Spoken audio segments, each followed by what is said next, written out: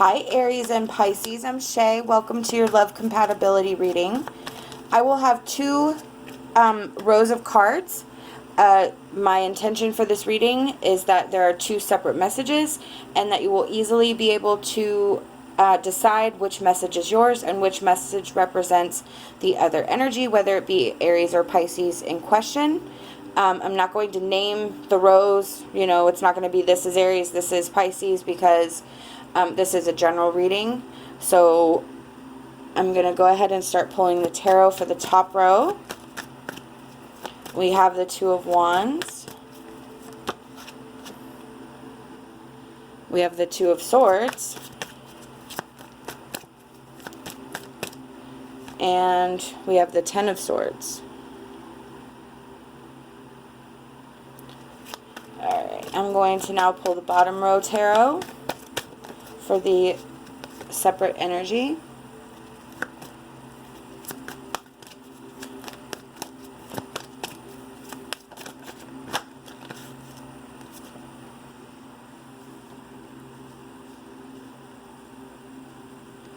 Alright, so we have the Ace of Swords, the Six of Cups, and the Queen of Wands. Our underlying energy is the Knight of Cups.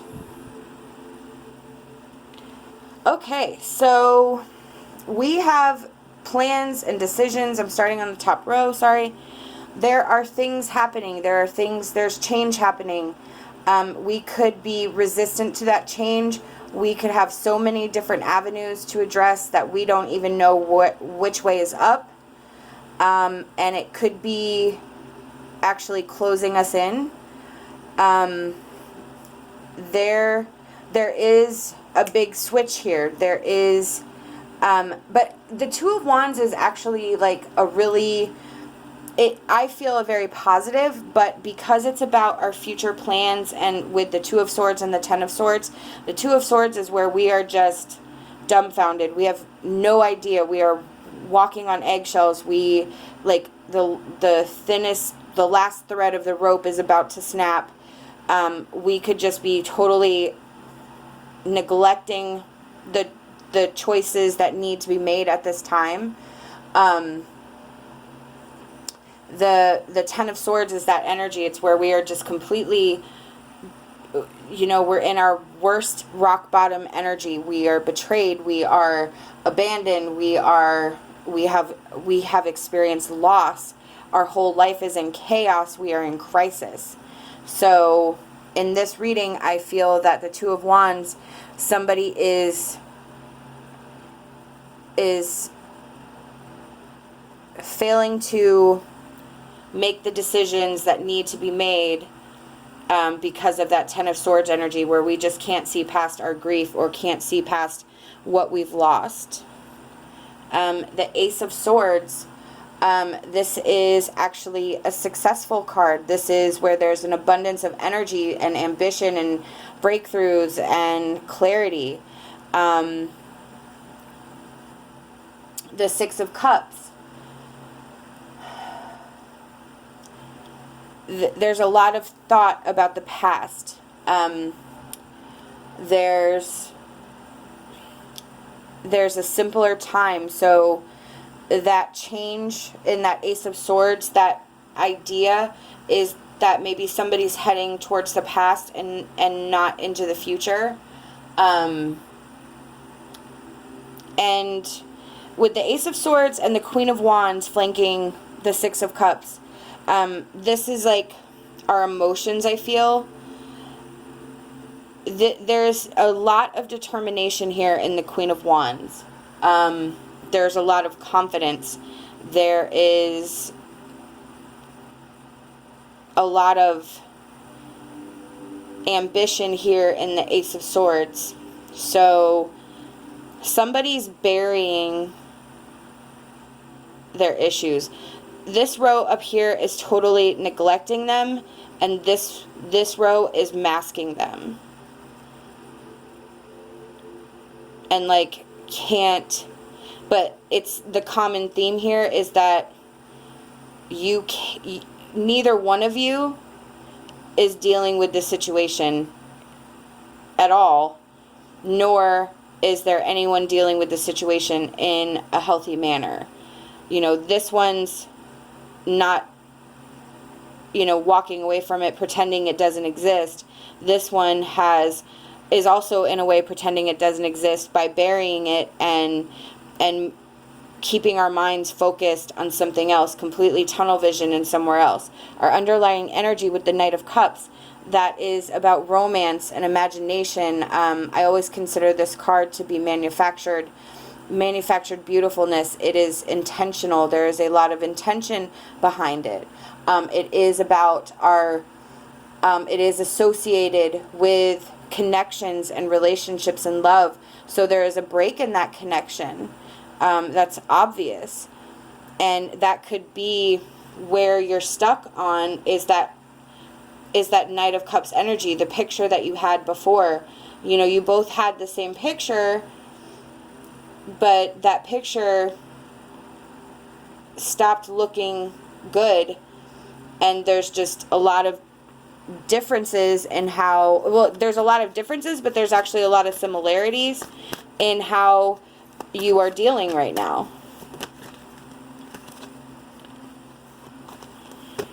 All right, so we have rejection,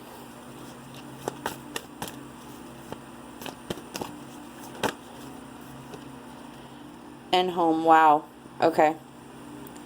So that's pretty obvious. The energy in the top row is feeling rejected, is dealing with that rejection, dealing with whether they were rejected or they feel rejected. Either way, they are going through this like soul-crushing moment of just feeling worthless and not feeling of value, feeling left behind, feeling abandoned. Home is actually very similar to the Six of Cups card, where you are trying to duplicate something, you are trying to recreate something, not recognizing that that's not what needs to be fulfilled. So this energy here with the Six of Cups about revisiting the past, living in the past, they are trying to get back that comfort for themselves, but they're doing it with what has made them happy in the past, which doesn't necessarily translate to how it's going to make this person happy now.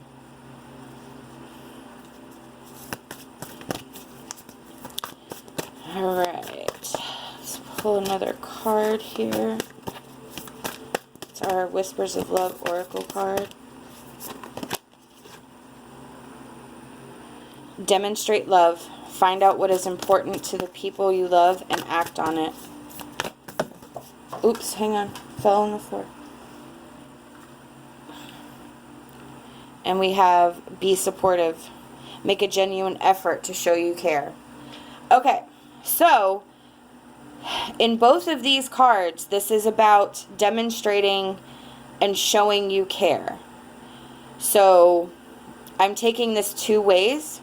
I'm taking this to demonstrate love for yourself, and then recognizing the love for this person. I don't know if that's something that was lost through this separation energy breakup, but Spirit wants you to send them love, even if you can't possibly imagine sending them love at this time. It will not only heal you, it will put that back out into the universe, it will raise your vibration, and this person will then reap those benefits, and you will reap the same benefits by putting out what you hope to get back. Be supportive, make a genuine effort to show you care. Again, this is about showing and doing some sort of action to show that you love. So this person down here needs to also take the time and give. I mean, this is almost the same message here, in that there needs to be an equal giving and taking of love, whether or not you physically mention it or physically say it. You have to put it out there, at the very least, energetically, with your thoughts, with your prayers, with your love, because you both need love right now. You both are hurting. You both have needs that need to be met through this process, and it needs to come from yourself and even to the other person that is causing you the pain, because they are experiencing their own version, whether or not you see it. And I don't know if that's what it is, where, oh, well, yeah, the Grail Knight, romance, illusion, seeking, and sacred, right. So you may not even think that this person is sad. You may not even think that this person is affected by the separation. Like, they on the surface, everything may look cool, and you're over here and, like, you know, this top energy is over here and, like, you know, horrible emotion land. So the Grail Knight, with romance, illusion, and seeking the sacred, you need to be cautious of what you don't see, because, you know, you could be keeping yourself in this lower vibrational energy when you don't actually have that, the actual, like, proof that this person isn't miserable. So then we have the Hawk, which is omens and messages. This is about our spirituality. It's about our intuition. This is about spirit coming in and sending us signs and signals to help us through the energy. It is also about seeing things from a new perspective.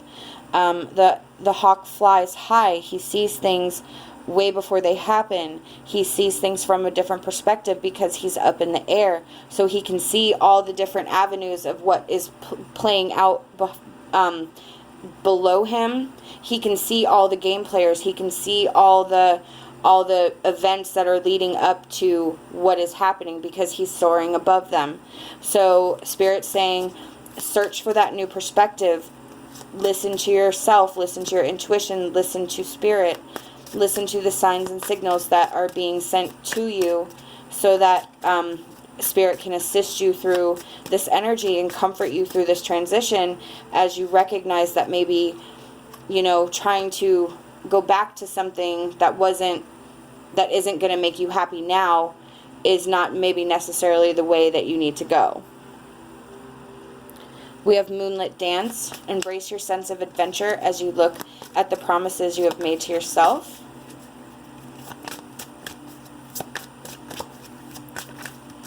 And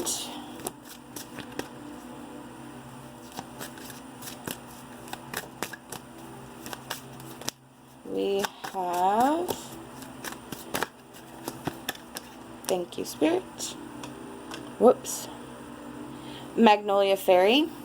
When you release doubt, you will discover the astounding power and strength deep within you. So Moonlit Dance for the top row energy. Embrace your sense of adventure as you look at the promises that you have made to yourself. Spirit is saying there is life to be had. There is life to live. You need to recognize whatever it is in this Two of Wands that you're avoiding, that you have to you have to take a risk. You have to take a chance. There is hope and promise at the end of it, but you have to trust yourself that you understand that it's not always going to be perfect, but it could lead you to a better place. You need to promise yourself, you need to trust yourself, you need to tell yourself, self, I am worthy, I deserve love, I deserve to have fun, I need to get back out there, and then you need to actually stand true to that. For the Magnolia Fairy on the bottom row, when you release doubt, you will discover the astounding power and strength deep within you. So whatever this that you're holding on to from the past is kind of what is keeping you from moving forward. So Spirit wants you to release whatever this comfort zone is, whatever you feel in this energy here with home and Six of Cups, whatever you feel is comforting and normal to you over here is what you need to release and recognize that you're not going to find your bliss in what's happened in the past. You have to rediscover, you have to let that go and discover the bliss that will come when you find your strength to let whatever this is go, whatever is clouding your judgment, whatever you're burying. You need to dig it up, face it, release it, and move on. These are the messages I've been given by Spirit, and I truly hope that they resonated with you. We hope that you'll like this video and subscribe to our channel. Love and light and my hopes for a fantastic rest of your day.